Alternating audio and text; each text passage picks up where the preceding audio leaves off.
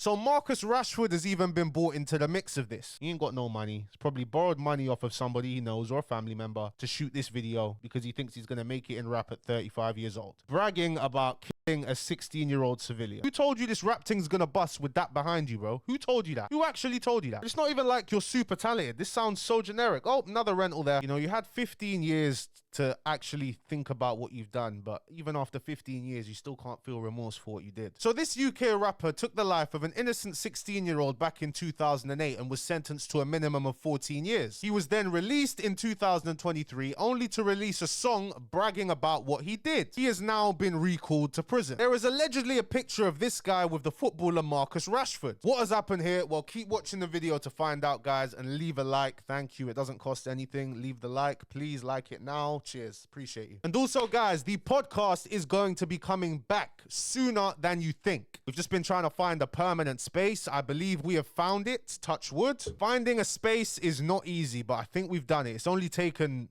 over a month. But we're going to be recording very soon, posting weekly episodes, and we have got some big names coming on the platform, so keep your eyes peeled for that. So first things first, rest in peace to Jimmy. He was a 16-year-old civilian who was trying to stop a fight in a bakery, and in 2008 he had his life taken away from him. He had his life taken away from him by this guy. Jimmy, 16, bled to death at the Three Cooks Bakery in Lee, South London, on 10th of May 2008 after Fari threw a large glass dish that shattered and severed an artery in his neck. In 2009, the then 19-year-old Fari was jailed for life with a minimum term of 14 years for the murder. Now, 35, he was released on license in June 2023. So this guy was jailed in 2009 and he was only released in June 2023. Now, getting released from prison after that amount of time with murder on your record, there aren't many options in life. And don't get it twisted, nothing is impossible, but your options are very limited with something like that on your name. But you know what Fari did? He decided to pursue rap. But the problem is, to be a successful rapper, you do have to have an interesting story to tell. And all this guy can probably talk about is, yo, he probably got sent cunch a couple times because he was younger. You know, he was in the bando doing whatever, you know, the usual.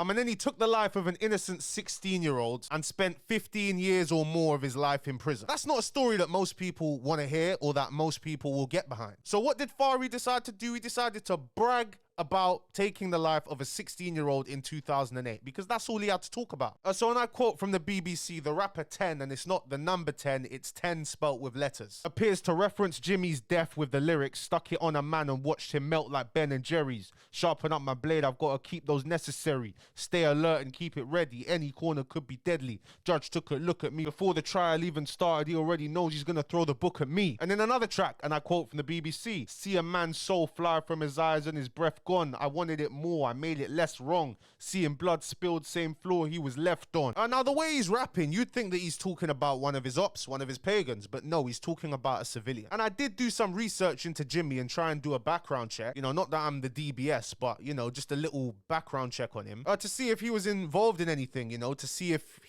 anyone had a reason to do this to him. Because, you know, you can't trust the media, and the media can paint anyone as a good guy. But no, Jimmy was a full-on civilian. 16-year-old school kid, bro. And we're actually going to take a look at 10 or Fari's music after. But first, we're going to take a look at what his mother had to say, what Jimmy's mother has to say about this. How can someone be allowed to play this kind of music?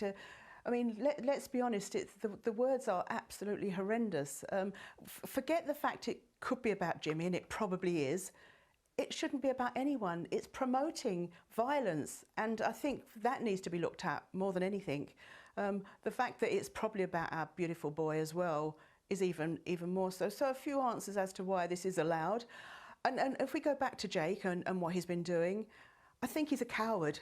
To be able to play his music with a balaclava on and not show his face, that shows to me that he's a bit of a coward. But also, what I don't want to do by this being on the news now is to make him into some kind of celebrity either, because that is a big concern for me. He might be sitting there now thinking this is great because this is going to put up my status, and I don't want that either. Yeah, Margaret, don't worry about this guy becoming celebrity or famous. That's never going to happen. Now, as violent as the lyrics are in some rap songs, nobody's going to respect this guy. Nobody's going to idolize this guy. Nobody's gonna push this guy and give this guy a career. But you guys want to know something else that's interesting? The BBC actually played 10 the rapper's songs on BBC Radio 1 Extra. Now, do you want to take a guess at who wasn't allowed to be played on BBC Radio 1 Extra? Yeah? Me. This is one reason why I've jumped in and started doing what I do, to expose the facade that is the rap industry or the music industry. It's all bullshit. Like, where do they draw the line? Where do they draw the line? Murder's here, scamming is here. Scamming is bad, scamming is terrible, don't get it twisted, and I am gonna be biased because the BBC made a documentary on me. So I'm forever gonna hate this company. And on top of that, they sent debt collectors to my yard because I wouldn't pay my TV license. So yeah, I can't stand this corporation, but they are serial hypocrites. The same organization that made a documentary trying to paint me out as the Pablo Escobar of scamming will at the same time not play my music on their radio station, but play murderers and violent criminals music on their radio station. It's just hypocrisy. You know, if you're gonna draw a line, make the lines clear. Don't come with all this BS, you know? Because at the end of the day, it's all about the money. If scamming became popular, scam rap was the biggest thing on the planet, bruv, all you're gonna be hearing on One Extra is scamming music, bro. Oh, and I'm even surprised at the BBC that they exposed themselves, or they told on themselves. 2 songs by 10 have been played on BBC Radio 1 Extra's introducing show, although not those with the apparent reference to murder. You're still playing a murderer's music. You're still playing a murderer's music who feels no remorse on your radio station, but you can't play scamming music. Hypocrites. Speaking about Ten's music being played on One Extra, Miss Misen said, "I'm disappointed with the BBC for playing any of his music on the radio station. I'll be wanting answers about that." A BBC spokesperson said, "This individual does not feature on any BBC playlist. We have never played, as pointed out to The Sun, the lyrics they are printed. He has had 2 other tracks played twice. One Extra has no further plans to play his music. We were not aware of his background, and we in no way condone his actions. We must hold on to hope and pray that the parole board has made the right decision and that Jake will no longer pose a threat to our communities, and only time will reveal the truth." And I don't know if you guys remember a couple years back where they had a war on drill music, where they were trying to ban drill music. Well, even though this guy's not a drill rapper, they're going to focus this on drill music. And if you take a look at the current political landscape in this country, this is something that someone like Reform or even the Conservatives could pick up, grab, and politicize it. And once that happens, boy, it's done. Because political attention is something you do not want. It's probably the worst type of attention to have, political attention. Because you'll have a group of people who really support you and love you, and you'll have another group of people who can't stand you and hate everything you stand for, and that believe that you are the reason that their lives are crap. So they're gonna hate you for that. And their eyes that you don't even want on your thing. You don't need them, you don't want them, their eyes on your thing, but their eyes are now gonna be on you. The eyes on drill music has kind of been pushed to the side recently, you know, even especially with Young Diz saying that Keir Starmer line, that didn't really pick up much traction. But something like this could bring more attention to that, and then bring more attention on music, and then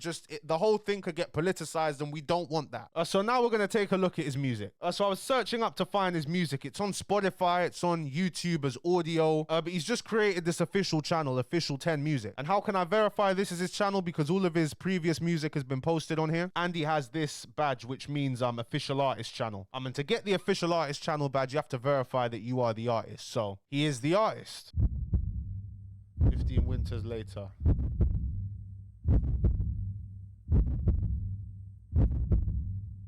Said he wants to be a killer, hit him with some insight. Starts with murder trials, the case with a poker, took his bread and left the... See, as I said, guys, story. No lack of story. This guy, this has been the majority of this guy. This has been all of his adult life, pretty much. What are you going to tell me about jail that I care about?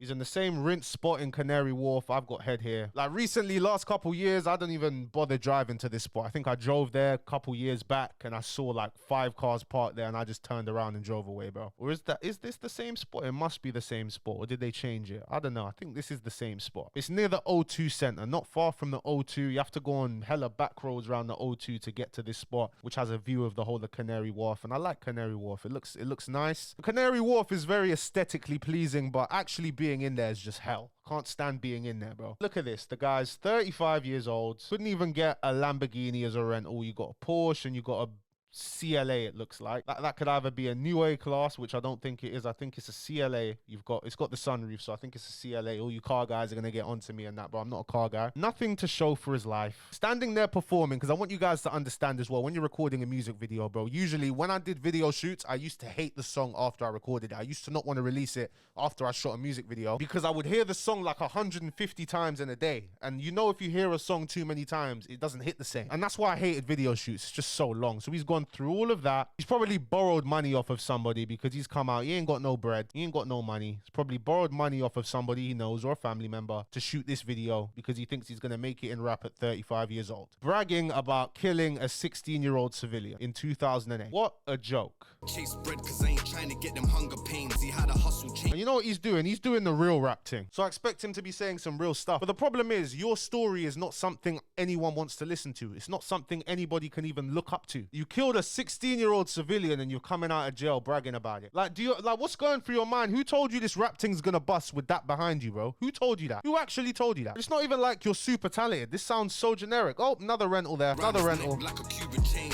Maybe not even rental. Maybe your boy's whips. Yeah, anyway, guys, don't subscribe to this guy's channel. Don't support this guy. You know, you had 15 years to actually think about what you've done, but even after 15 years, you still can't feel remorse for what you did. And it's not a good thing, but I'm gonna say it again. If it was an op whose life that you took, the music thing might work, but it wasn't. It was a civilian. And in this time, the victim's parents have actually gone on to attain MBEs for the work that they've done trying to prevent this from happening to more young people. So even though what happened to their son had nothing to do with them, do you know what they did? They took time to reflect. They said, you know what? This pain is just so bad. I don't want anyone to feel this pain. So I'm going to do the best that I can to make sure this doesn't happen to any other parent. In your 15 years, you've done cool, bro. You've done cool. No rehabilitation. And people are going to blame the government. You know what I mean? He was released before Keir Starmer and Shabana Mahmood came in power. But you've been given a second chance at life, bro. You were young. They say your brain doesn't fully develop until you're 25 years old. So I'm 23. So my brain ain't even fully developed yet. They gave you a long sentence, bro, but it's nothing compared to KO. What KO and 98's got. You come out in your mid-30s, you know, you've still got some life. And the first thing you do is show us you have no remorse for what you did. So Marcus Rashford has even been brought into the mix of this. And we know the media, Daily Mail, Telegraph, all of these dead newspapers, if anyone's still buying newspapers, they all hate on Sterling, Rashford, you know, England internationals, people who have represented the country, people who have done more for the country than these people themselves, footballers who have paid more tax in 1 month than most people will contribute in their entire lifetimes in this country. Always have something negative to say about those two. These newspapers do have a racial bias, but you need to remember, guys, everything is about the money. Look at the political landscape in this country, guys. A negative article about a black man sells these days. It's always sold, but now it sells even more. How do these washed up papers make money? They make money through adverts by getting traffic to their websites. How can they get traffic to their websites? We'll just take a look at Twitter. There's a whole bunch of people who would love to read an article like this. So they're just doing what they need to do to get the clicks, to be honest with you. You know, even look, when I search up Stormzy, first thing is Stormzy a millionaire. He has an estimated net worth of $25 million. People don't want to see that. When you go on the news, this was breaking news at the time, by the way. I think there was something else happening. I don't remember, but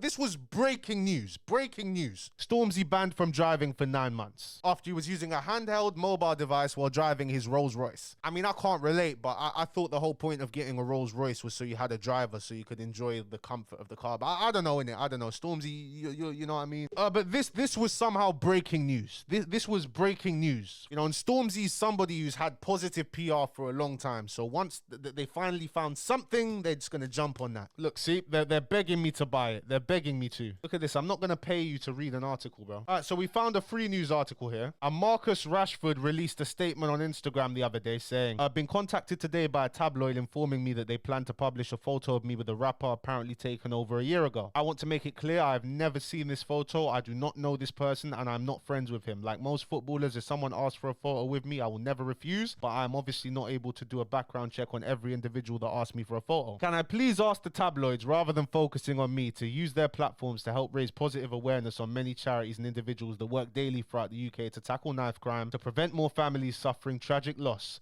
My deepest sympathy goes to the family of Jimmy. Now that was a great response by the man Rashford there. This is a man who's fed hungry school kids, bro, and done countless charity things. But any chance they get, they want to try and tie him to freaking Jake. Even if we take a look at 10 Spotify right here, not promising numbers. I'm not even sure which song had the lyrics, but we're not even going to bother checking. Yeah, guys, nothing annoys me more than when civilians get caught in this gang nonsense, bro. Anyway, guys, thank you so much for watching the video. If you did enjoy, please be sure to give it a like, subscribe to the channel if you're new, and I'll see you guys tomorrow. Peace out.